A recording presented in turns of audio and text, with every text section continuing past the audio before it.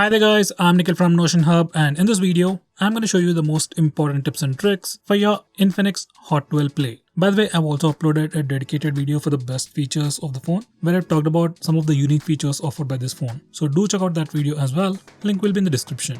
By the way guys, if you like these kind of videos, hit the like button, and if you don't, make sure to hit the dislike button. It helps us a lot. Now with that said, first I'll start off with the navigation gestures. You can enable the navigation gestures from the settings, and once you enable them, you can swipe from the bottom of the screen to go home, swipe and hold for the recent apps, and you can swipe from the left side or right side to go back a step. You can swipe from the bottom left corner or the bottom right corner diagonally to trigger the Google Assistant. Finally, we can also swipe left or right on the bottom part of the screen to quickly switch between the applications. By the way, on this phone, we have additional settings to change the back sensitivity from low to high. You can select the option based on your preference. Next we have dark mode. You can enable it from the display settings or the toggles, and once you enable them, all the system elements including some system applications will change from the default light theme to the dark mode or the dark theme. This mode helps you save some battery, it looks much more cooler, and also strains your eyes less at night. Next, I'm going to show you how to use split screen mode. For that, first go to the recent apps page. Now tap on the split screen option above the app window. Then your phone will open that application in the top window, and you can select the secondary application from the recent apps, or else you can go to the home screen and then select the secondary application from there. Next, I'm going to show you how to enable split screen mode for all applications.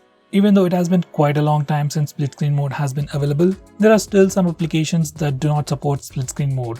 To fix that, we need to first enable developer options. For that, go to settings, select my phone, and then tap on the build number 7 times. Once you're done, developer options will be enabled. Now go back to system and then select developer options. Scroll all the way to the bottom and enable force activities to be resizable, and then restart your phone.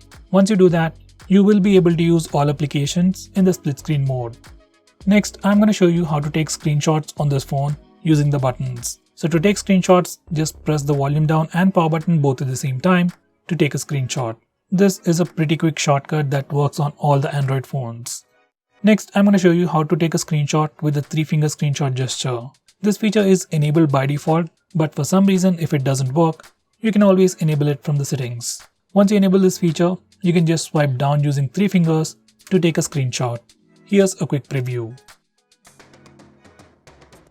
Next, I'm going to show you how to take a long screenshot, or in this case, scroll shot. First, you need to take a regular screenshot. For that, you can either use the buttons or the gesture. So once you take a screenshot, you get a preview, and beside that we have a dedicated button for the scroll shot. Just tap on it to get a scroll shot or a longer screenshot. Next, I'm going to show you how to record the screen on your phone. For that, go to the notification toggles and then select silent screen recording. Even though it says silent screen recording, we can also record with voice, and you can select it directly from the options. From settings, you can change the voice preference, you can also change the picture quality and some other preferences. Next, I'm going to show you some important gestures. First, we have the double tap to wake feature. You can enable it directly from the toggle. Now once you're done, when your phone is sleeping, you can just double tap the screen to wake it up.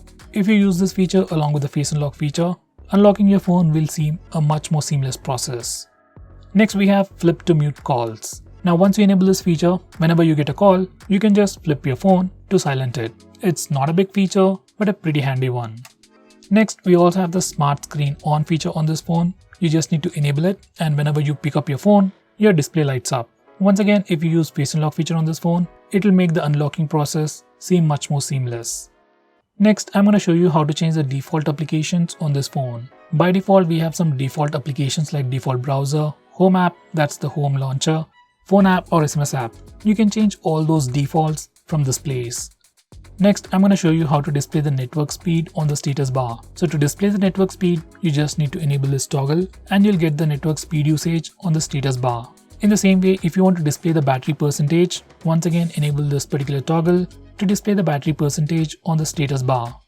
Next, we have a pretty unique feature on this phone called freeze. Now this feature allows you to freeze applications. Most of us install a lot of applications but barely use them, maybe once in a week or twice in a week. So in that case, you can freeze all those applications. Once you freeze an application, that application will not run in the background unless you manually open it. So it'll save you some battery, save you some data as well.